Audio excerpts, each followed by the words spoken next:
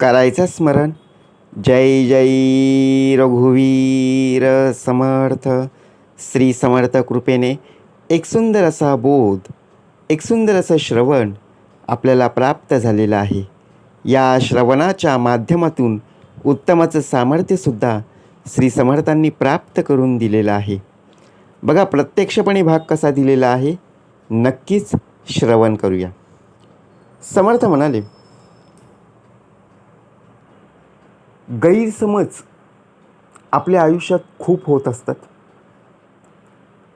परंतु ही सर्वात गोष्ट बघा, प्रत्यक्षात जर आपण पाहायला गेलो ना, गैरसमज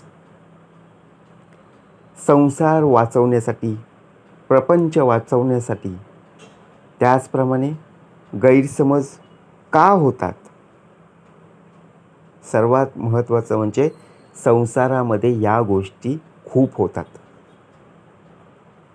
समर्थांनी सुंदर भाग दिला. गैरसमज का होतात, कशामुळे होतात, याचं कारण काय. जर आपण पाहायला गेलो ना, आपल्या आयुष्यात आहे ना, आपण स्वतःपेक्षा दुसऱ्यांच्या दोषाचं वर्णन करत असतो आणि ते वर्णन आपण आपल्याच घरातील लोकांना सांगत असतो. मग त्याने काय होतं, लोक तुमच्या दोषांचं वर्णन तिसऱ्याकडे करतात. ही गोष्ट तुम्ही स्वतःहून पाहिली पाहिजे. आपण दुसऱ्यांचे बघा, प्रत्यक्षात जर आपण पाहायला गेलो ना, दुसऱ्यांच्या गुणांचं वर्णन करत नाही. जर ती व्यक्ती प्रामाणिक असेल, चांगली असेल, तिचा स्वभाव उत्तमाचा असेल, उत्तम प्रकारे कष्ट करणारी असेल, त्यांचे आपण गुण पाहत नाही. गैरसमज इथंच निर्माण होतो की चांगली गोष्ट आपल्याला बघवत नाही, तर वाईट गोष्ट काय आहे त्यातले आपण दोष पाहत असतो आणि ते दोष बघा पूर्णपणे आपण एकमेकांना सांगत बसतो. आणि सांगितल्यानंतर काय होतं, जे आपण सांगितलेलं आहे, जे आपण पाहिलेलं आहे, जे पिंडी तेच ब्रह्मांडी. जसं तुम्ही पेराल तसंच उगवेल ना, समर्थ म्हणाले. मग या गोष्टीमुळे संसारामध्ये काय होतं, संपूर्णपणे गैरसमज होत असतो. समर्थ म्हणाले, दररोज जर आपण पाहायला गेलो, दिवस बदलत असतात.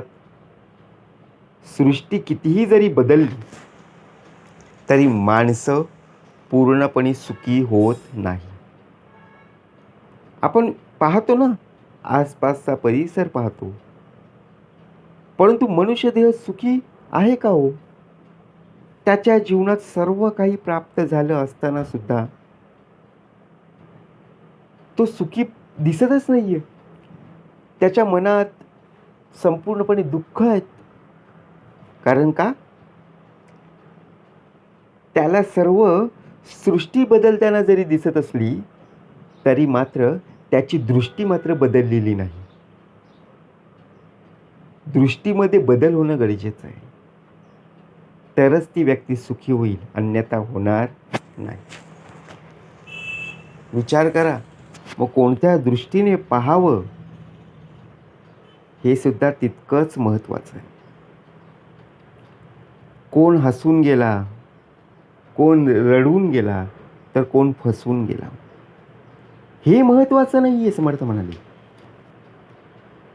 कारण प्रत्यक्षात आपल्या आयुष्यात कितीतरी व्यक्ती, कितीतरी लोक येत असतात, जात असतात, परंतु कोण तुम्हाला बघा प्रत्यक्षात फसवून गेलेला आहे ना, कोण तुम्हाला हसवून गेला, कोण रडून गेलाय, ती व्यक्ती प्रत्यक्षात आपल्या हृदयात असणं गरजेचं आहे. कारण त्या व्यक्तीमुळे आपला देह हसला, त्या व्यक्तीमुळे आपला देह रडला आणि त्या व्यक्तीमुळे आपली फसवणूक झाली, असं जेव्हा कळतं ना, तेव्हा तीच व्यक्ती आपल्या हृदयात असते. पण समर्थ म्हणाले, आपल्याला ती व्यक्ती का फसवून गेली, कारण काय असू शकतं, हे सुद्धा तितकंच महत्त्वाचं आहे. समर्थ म्हणाले, आपण बघा प्रत्यक्षात असणारा लोभाच्या आहारी आपण गेलो होतो. म्हणून आपली फसवणूक झाली. बरोबर आहे. गैरसमज कुठे झाला? तर इथेच. दोष कोणाला दिला? ज्यांनी आपल्याला फसवणूक केली त्याच्याकडे. समर्थ म्हणाले, कुणाच्याही अंतरी लागेल धक्का, ऐसी वर्तणूक करू नका आणि कुणालाही बोलू नका. कारण आपण हा भाग जाणला पाहिजे. बरोबर की नाही? म्हणून समर्थ म्हणाले, जीवनामध्ये काहीतरी मागण्यापेक्षा आहे ना, काहीतरी देण्यात महत्त्वाचं असतं. आपण लोकांकडे असतो, मला हे दे, मला ते दे. देवाकडे सुद्धा मागत असतो. परंतु विचार जर आपण केला ना, आयुष्यात कधी आपण लोकांना काय दिलंय हे सुद्धा माहीत नसतं. का आपण करतो, अरे मी देवाकडे हे मागितलं होतं, लोकांकडे हे मागितलं होतं. मी मागत होतो, फक्त मागत होतो. परंतु माझ्याकडची असणारी जी वस्तू होती ना, ती लोकांपर्यंत मी कधी पोहोचून सुद्धा दिली नाही. असून तरी लोकांना मी दिली नाही. मग माझ्यातला मला स्वार्थ कधी दिसला नाही. मी लोकांचे दोष काढण्यामध्ये दिवस घालवायचो. समर्थ म्हणाले, पहावे आपणासी आपण. बरोबर की नाही? मग संसारामध्ये का होता अशा गैरसमज? पती पत्नी, नवरा बायको जर आपण पाहायला गेलो, कुठे आपण चुकलेलो आहोत हे स्वतःहून पाहणं गरजेचं आहे. बरोबर की नाही? गैरसमज तेव्हाच होतात जेव्हा एखादी व्यक्ती समोरची आपल्याला समजून घेत नसते. आपलं बोलणं समोरच्याला कळत नसतं. समर्थ म्हणाले, का आयुष्यात अशी दुःख, त्रास आपल्याला सहन करावी लागतात? शेवटी नियतीचा खेळ आहे आणि सुरुवात ही आपणच करत असतो. शेवट मग सुद्धा आपलाच होतो. म्हणून जर गैरसमज त्याच वेळी दूर केले नाही तर त्या गैरसमजाचं अक्राळ विक्राळ रूप आपल्याला शेवटी पाहावं लागतं. मग आपल्या आयुष्याचा संपूर्णपणे सर्वनाश होतो. मग शेवटी आपण कपाळावर हात मारतो आणि विचार करतो, अरे हे माझ्या बाबतीतच असं का घडलं? समर्थ म्हणाले, ज्यावेळी तुला समजलं त्यावेळी जर तिथून मार्ग काढला असतास तर तुला ही वेळ पाहावी लागली नसती. म्हणून समर्थ म्हणाले, प्रत्येकाच्या जीवनात दुःख आहेत, सुख आहेत, परंतु ज्यावेळी गैरसमज उभे राहतात ना, त्यातून मार्ग काढून बाहेर पडण्याचा रस्ता शोधायचा. त्यामध्ये कधी अडकायचं नाही आहे. समजूतदारपणा आणि शांतता वयावर नाही तर आयुष्यात असलेल्या अनुभवावर अवलंबून असतं. आपण काय पाहतो, ती व्यक्ती आहे ना, वयाने आहे म्हणून ती शांत आहे, म्हणून ती समजून घेते. ही जर तरुण मंडळी असती तर आपण असं बोलतो, मग हे ऐकले नसते. तसं नाही आहे. समर्थ अनुभव घेतलेला आहे त्यांनी की कसं वागायचं, कसं बोलायचं. बघा, विचार करा.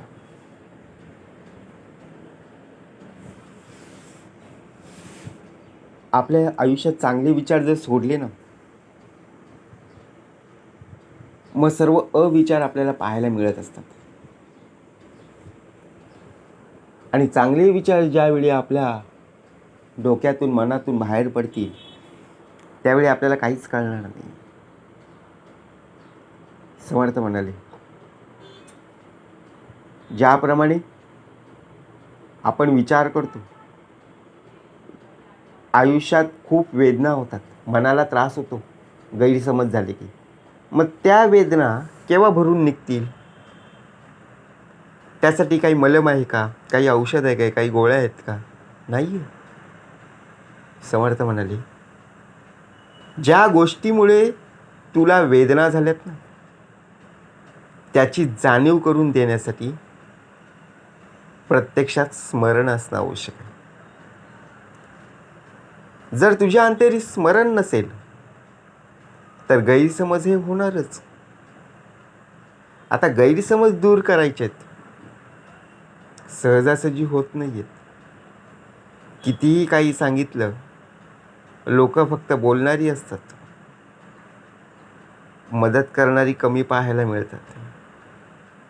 म्हणून समर्थ म्हणाले, आपला राग, या रागावर सुद्धा आपलं कंट्रोल असणं आवश्यक आहे. राग हा कणभर असावा हो, परंतु ज्याप्रमाणे आपण राग आहे ना, एखाद्या गोष्टीचा इतका धरून बसतो ना की मनाला त्रास होतो, बरोबर की नाही? म्हणून आयुष्यात अबोला हा क्षणभर असावा आणि प्रेम समोरच्याचं मन भरेल इतकं असावं. समर्थ म्हणाले,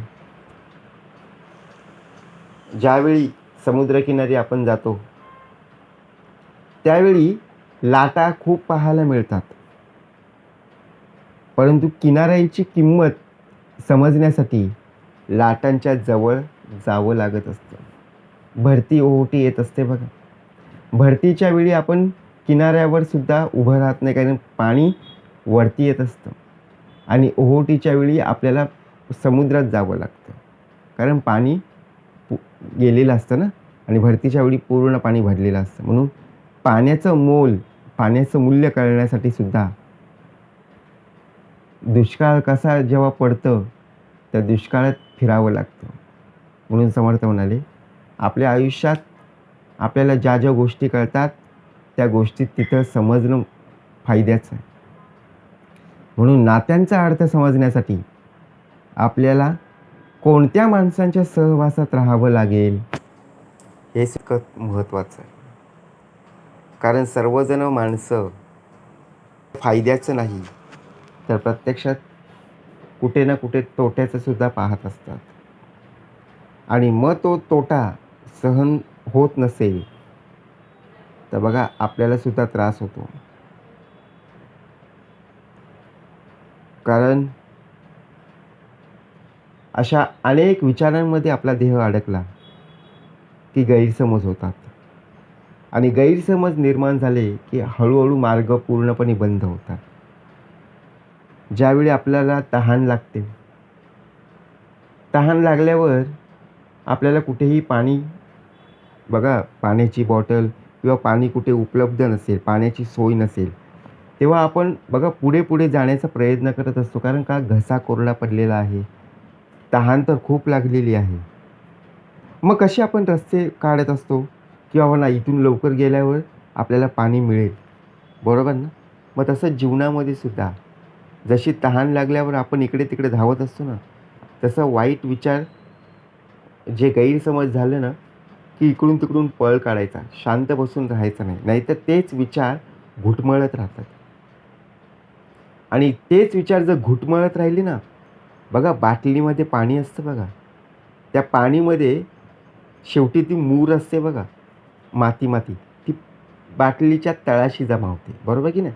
मग तसंच विचार घुटमळत राहतात आणि शेवटी जे पिंडामध्ये विचार केलेत ना तेच पेरत राहतात.